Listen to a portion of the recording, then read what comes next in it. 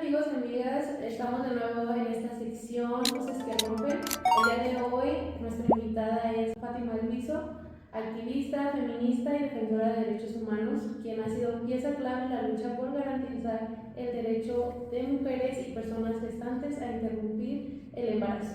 Fátima, si nos puedes hacer una breve introducción de quién eres, a qué te dedicas, bueno, a grandes rasgos para las personas que no te conocen todavía. Claro, soy Fátima Alviso, Falviso en todas las redes sociales. Soy abogada de formación, luego hice una especialidad en juicios orales y proceso penal y soy maestra en Derechos Humanos y Democracia por la Facultad Latinoamericana de Ciencias Sociales. Tengo siendo activista desde los 18 años, eso quiere decir que llevo 17 años en diferentes causas. Inicié en temas de movilidad, democracia estudiantil y en la última década me he dedicado específicamente a causas que se relacionan con los derechos humanos de las mujeres, como lo es la interrupción del embarazo. Bueno, este 28 de septiembre será el primero sin que se exija la despenalización del aborto. Sin embargo, hace falta mucho más para que este derecho sea realmente garantizado. Bueno, casi ya un año de este suceso en San Luis Potosí. ¿Qué balance haces de lo que realmente ha cambiado para las mujeres y personas gestantes? Bueno, lo primero que yo diría es que aunque hemos tenido algunos discursos triunfalistas sobre haber logrado la despenalización, funcionaba como una primera consigna para un estado como San Luis Potosí. Pero a nivel nacional, lo cierto es que no hemos despenalizado el aborto. Cuando hablamos de despenalización, hablamos de que deje de haber una sanción cuando hay una posibilidad de decisión o de elección para las mujeres y personas gestantes. Sin embargo, eso no es así, ni siquiera en nuestro estado.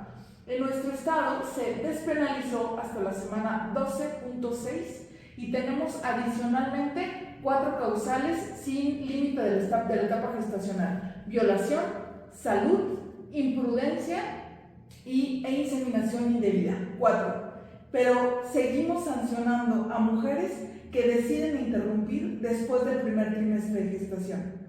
Eso sigue siendo controvertido, para decirlo públicamente, pero creo que ya estamos en otro escenario y es posible hablar de que en ningún momento, cuando es voluntario, tendría que estar en el Código Penal, porque el aborto es un asunto de salud y no un asunto de pena o un asunto que tiene que ser sancionado.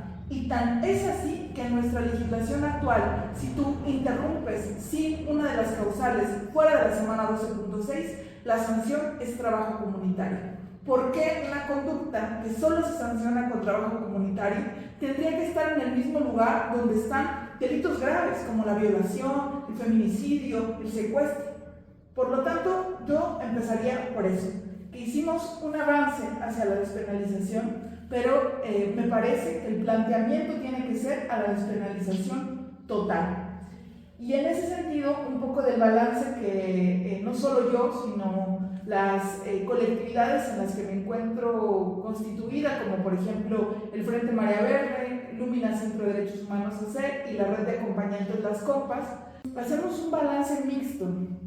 Por un lado, estamos muy contentas de que se haya logrado y vemos avances significativos. Que el Estado haya dado la noticia de que se había despenalizado el aborto incrementó el número de mujeres que se atrevían a pedirlo o a buscar ayuda. Y eso ayudó muchísimo a la despenalización social. Pasamos en la red de acompañantes de tener unos 10 al mes a tener en el primer mes después de la despenalización casi 70 usuarias. Eso es un número extraordinario porque son usuarias que pidieron información, no todas interrumpieron, pero es un número extraordinario porque más mujeres y personas gestantes se preguntaron si esta era la única posibilidad: llevar a término un embarazo que no deseaban, que no querían y que no planificaban. Entonces, es por un lado. Pero por otro lado, no solo nosotras, sino otras acompañantes autónomas, las compañeras parteras en la zona huasteca y las propias usuarias refieren lo difícil que está siendo acceder en servicios de salud pública. Bueno, como persona también, bueno, yo vengo de la Huasteca Potosina y estoy totalmente de acuerdo con lo que mencionas. Realmente, bueno, todo lo que es el área de salud, la verdad, Si a lo mejor aquí en San Luis Potosí vemos, en la capital vemos que es deficiente, lo mismo, sucede más en la zona huasteca y más que nada también en comunidades indígenas o de pueblos originarios sucede más todavía. ¿Cómo describirías el papel que han tenido las colectivas feministas en este proceso antes y después de la despenalización? Bueno, yo creo que es muy importante retomar que la lucha por la despenalización del aborto en San Luis Potosí lleva décadas. Yo como nueva, técnicamente nueva en el proceso, llegué en 2012 más o menos a esta lucha, pero yo puedo datar al menos 15 años antes con colectivas que encabezaban Arely Torres, organizaciones más bien que encabezaban mujeres como Arely Torres, Marcela García, Guadalupe Almaguer, las compañeras Gloria, que tenía una colectiva lesbiana, y algunas otras organizaciones que empezaron a impulsar esta agenda. Claro, olvidé a Alma Nava de Educación y Ciudadanía, que también colocó algunas piezas muy importantes en torno a la descriminalización social relacionada a la interrupción. Tuvimos un caso que se litigó por GIDE, el caso Hilda, que derivó en una de las recomendaciones de derechos humanos que teníamos en el caso de San Luis Potosí para abortos imprudenciales, un caso que imputaron a una mujer por homicidio en razón de parentesco por tener un aborto en la zona de la región huasteca, en la comunidad de Las Palmas, en Ciudad Valles. Entonces, tenemos esa data, esos antecedentes. También yo resaltaría que no ha habido legislación, no hubo legislación en los últimos 15 años donde no se presentara una iniciativa para despenalizar el aborto. Para mí ese dato es muy importante porque andamos sobre los pasos de otras. Cuando se logra el amparo por las compañeras de la colectiva ILE y sus asesores jurídicos de praxis combativa, me parece muy importante destacar que en el amparo hacen mención de una acción de inconstitucionalidad, que es la acción de inconstitucionalidad Coahuila, que se litiga en otro estado por otras organizaciones, por otras colectivas. Y eso quiere decir que la coyuntura donde se logra la despenalización es una coyuntura que se funda en los pasos y en los hombros de otras mujeres, que no solamente estaban en el territorio potosino, sino a nivel nacional.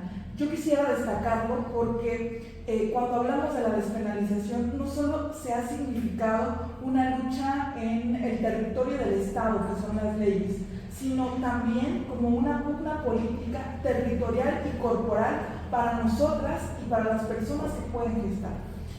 Entonces, yo resaltaría ese papel y adicionaría que al menos en los últimos 10 años, 15 años, en la región del Bajío hay organizaciones que han sostenido que las mujeres interrumpan. Yo llegué en mi historia personal a ser acompañante de interrupciones porque mi bisabuela facilitaba en un pueblo que está muy cerca de aquí de San Luis, como la bruja del rancho, cosas para que pudieran interrumpir. Mi mamá es obrera, mi mamá solo tuvo hasta la educación secundaria y ella acompañaba a amigas suyas, otras mujeres obreras, a buscar la interrupción. Cuando nosotros nos volvemos acompañantes, yo y algunas compañeras, nos volvemos porque justamente Marcela García y otras compañeras de Nueva Luna traen a una capacitación de las Libres, que es una organización histórica en Guanajuato, para que comencemos a acompañar con misoprostol en aquel momento. Entonces, las organizaciones colectivas, agrupaciones, defensoras de derechos humanos, activistas, periodistas, han construido esta lucha a lo largo de décadas. Por lo tanto, los avances que tenemos hoy no serían posibles sin ninguna de las que estuvieron antes, y los avances que gozarán las que siguen de nosotras no serían posibles sin la lucha que hacemos hoy. Continuando, en comunidades rurales, indígenas y campesinas, ¿qué tan grave es la situación? Fíjate que este va a ser el primer año que vivimos sin la penalización de la interrupción y estamos comenzando a ver datos. Pero para nosotras, como activistas, es una situación reciente. De las cifras que yo recuerdo en este momento, las compañeras de Min Zabal Parteres nos reportaron que en la región Huasteca Sur han comenzado a acompañar interrupciones con medicación. También hay que decirlo, hay un estudio que realizó la doctora Mariana Juárez sobre la prevalencia de la educación integral en sexualidad en la región Huasteca con mujeres indígenas náhuatl. Y de lo que habla es que muchas veces estas acepciones, una, no están adaptadas para la cosmovisión de los pueblos indígenas, y dos, el material que se distribuye en espacios escolarizados, a los cuales la población indígena rara vez accede por, claro, la deuda histórica que tenemos con las comunidades indígenas. Entonces, no tienen acceso a educación integral en sexualidad adaptada a su contexto, eso es muy importante. Tampoco han tenido acceso a material multilingüe, es decir, en idioma tradicional o adaptado a sus necesidades en el último año. Por lo tanto, lo que sabemos lo sabemos a través de organizaciones comunitarias y algunos en servicios que se han obtenido a través del IMSS Bienestar. Pero todavía no tenemos un panorama claro. Yo espero que en cuanto pasen unos meses podamos tener el panorama completo de lo que sucedió en este primer año en relación al acceso a servicios. Pero de lo que sabemos en este momento es lo que te estoy compartiendo, y yo adicionaría que al menos yo he tenido conocimiento de un caso de una niña indígena víctima de violación que tuvo que acceder al aborto no en la región Huasteca, aunque ella era originaria de esa zona, sino en la capital de San Luis, justo porque tenemos otro gran tema que es cómo conciliamos entre el derecho del personal médico a su objeción de conciencia, que es un derecho individual, y el derecho de todas las mujeres a la interrupción del embarazo. Ese es otro tema que tenemos que trabajar pronto. Sí. Bueno, desde lo que ya nos platicas y también sabiendo que todavía existe, aparte del estigma, existen otras causas por las que el aborto está mal visto, por así decirlo. ¿Qué le dirías a quienes todavía creen que la autogestión es insegura? Es un tema muy importante porque creo que tenemos que tener claro de dónde venimos. Venimos de un contexto de inseguridad y de clandestinidad. Hace todavía 10 años solo contábamos con mifepristona. Hace 20 años la AMEU solo se podía practicar en la Ciudad de México. Hace 30 años las mujeres interrumpían con métodos como tradicionales, claro, pero no siempre en el mejor escenario, con plantas, con hierbas, y también solían interrumpir con ganchos o insertándose agujas en el canal vaginal. Entonces, de ese contexto venimos. Así que, como tenemos esa historia, tenemos muy enmarcadas las narrativas estigmatizantes para muchas de mi generación, el crimen del padre Amaro, y recordar la forma en la que la protagonista fallece por practicarse un aborto quedó inserto en nuestra mente, más otros videos estigmatizantes como el de carta a una madre, el de carta de un hijo no nacido, entre otros, que precisa una realidad con la que ya no vivimos en la actualidad. Ahora tenemos acceso a estándares de salud avanzados y tenemos que gozar de los avances científicos. Y uno de los avances científicos que hemos tenido es el aborto autogestionado con medicación. El aborto autogestionado con medicación tiene dos bases científicas fundamentales. La primera son los lineamientos técnicos para el aborto seguro en México, emitidos por la Secretaría de Salud y coadyuvados por el Centro Nacional de Equidad de Género. Y además de eso tenemos las directrices técnicas emitidas por la Organización Mundial de la Salud. Son lineamientos que tienen, el de México tiene 2 años y me parece que los nuevos lineamientos técnicos de la OMS deben tener 1 o 3 años. ¿Y esos qué dicen? Que en espacios donde es posible, ya no hablan de clandestinidad, no. En espacios donde es posible se recomienda el aborto autogestionado. Es decir, aborto autogestionado acompañado de personal que conozca los protocolos o bien personal de salud de primer nivel. Eso quiere decir que no solamente posibilita a un personal especializado como un ginecólogo o una ginecóloga, sino también personal de enfermería, personal médico general, trabajadoras sociales, psicólogos, acompañantes de interrupciones del embarazo. ¿Por qué? Porque el medicamento, que es el combo de mifepristona con misoprostol en el primer trimestre, tiene un muy bajo índice de ineficacia y prácticamente a cero las complicaciones cuando no hay algún padecimiento adicional. Entonces, yo sé que esta información, que es información veraz, científica, basada en evidencia, suele contrarrestar con lo que pensamos tradicionalmente que tiene que ser un embarazo seguro, una interrupción segura. Sin embargo, tenemos que abrir nuestra mente a los avances médicos científicos de los que podemos acceder en la actualidad. Entonces, claro que idóneamente la valoración médica y la posibilidad de un AMIU nos puede dar mayor certeza.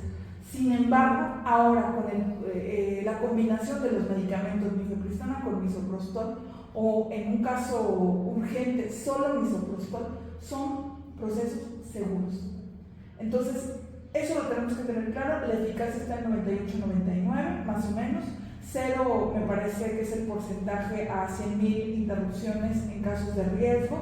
Si no me creen a mí, está muy bien. Yo tampoco intento creerle a la gente random que me hable en el internet. Revisen el lineamiento técnico de las orientaciones técnicas de la OMS, el lineamiento de la Secretaría de Salud y los materiales de IPAS México. Hay otros múltiples materiales, hay múltiples estudios, papers que ustedes pueden encontrar en internet que hablan del aborto autogestionado, aunque claro, en el caso de poder acceder a él, yo claro que recomendaría un AMEU, pero no uno sobre otro, sino en el panorama de las opciones que tienes. Para ir cerrando, ¿qué compromisos concretos consideras que tendría que hacer el Estado para garantizar este derecho?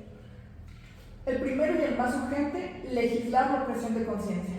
La objeción de conciencia fue cubierta por una acción de inconstitucionalidad que le ordena a los congresos locales legislen. Eso fue hace 2 años. En la actualidad no tenemos una regulación específica y adaptada a la localidad para regular la objeción de conciencia, y eso ha hecho que más que garantizar un derecho autónomo que tiene el personal médico, parezca una fórmula para no brindar el acceso a las mujeres y personas gestantes. Por lo tanto, para mí esa es la primera urgencia. Segunda urgencia, dejar de negar la crisis de desabasto que tienen los personales médicos y de salud en los hospitales públicos y privados en nuestra entidad. Sabemos que tienen pocos insumos para practicar AMEUs, que siguen practicando legrados, pese a que están desrecomendados por la OMS hace más de 20 años, que no tienen para hacer abortos autogestionados, lo cual reduciría muchísimo la carga de trabajo, porque yo entiendo que hay múltiples prioridades en un hospital y todo eso no tienen acceso al personal médico.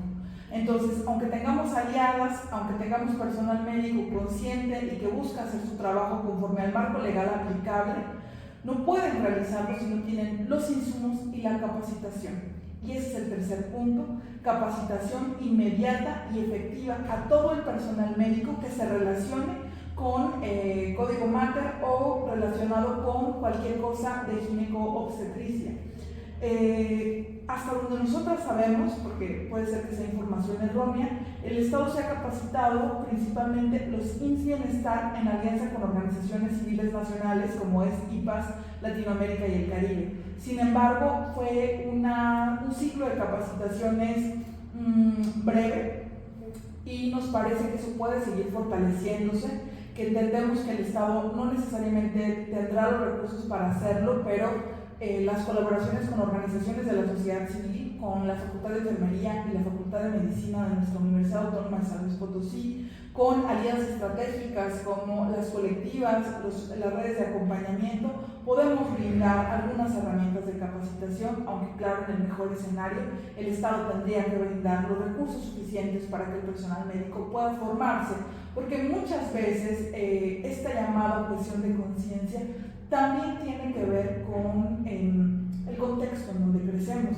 No siempre tiene que ver con una mala voluntad de las personas. muchas veces tiene que ver con el contexto en donde crecieron, los valores que les inculcaron y a veces la falta de acceso a la información científica y basada en evidencia para poder brindar el servicio. Es saber si tienes como una reflexión que quieras dar o una opinión que quieras emitir para los que nos ven y nos escuchan. Sí, yo creo que me gusta mucho estar en un mundo donde habrá niñas que jamás sabrán del aborto criminalizado. Pero también quisiera hablarles a las mujeres de mi generación y que vivimos y crecimos en un mundo en donde era una práctica criminalizada. Quiero hablarles a ellas porque en los últimos años hemos acompañado a muchas de esas personas en sus decisiones y decirles que, al menos de nuestra parte, nadie las juzga por tomar una decisión sobre su cuerpo, sobre su vida, sobre su trayectoria, sobre su crecimiento personal.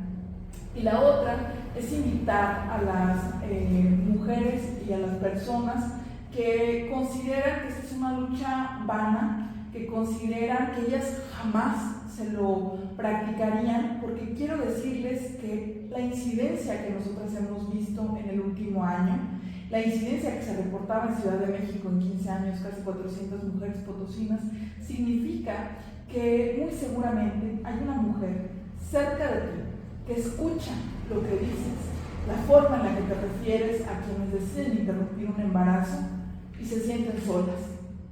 Entonces, te invito a reflexionar sobre la empatía, sobre la autonomía y sobre la decisión de otras personas sobre sí mismas. No con un afán de convencerte, sino con un afán de que podamos empatizar con mujeres que amas.